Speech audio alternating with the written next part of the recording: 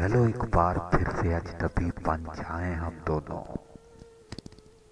न मैं तुमसे कोई उम्मीद रखूं दिल नवाजी की, न तुम मेरी तरफ देखो गलत अंदाज नजरों से। न मेरे दिल की धड़कनें लड़खड़ाएं मेरी बातों से। न जाहिर हो तुम्हारी कशमकश का राज नजरों से। तुम्हें भी कोई उलझन रोकती है पेश कदमी से।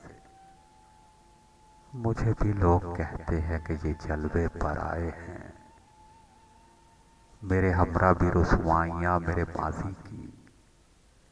तुम्हारे साथ भी गुजरी हुई यादों के साए हैं। तारुफ रोग बन जाए तो उसको भुलाना बेहतर। ताल्लुक बोझ बन जाए तो उसका तोड़ना अच्छा। वो अफसाना जिसे अंजाम तक लाना नामुमकिन हो, उसे एक खूबसूरत मोड़ देकर छोड़ना अच्छा। चलो एक बार फिर से अजनबी बन जाएं हम दोनों।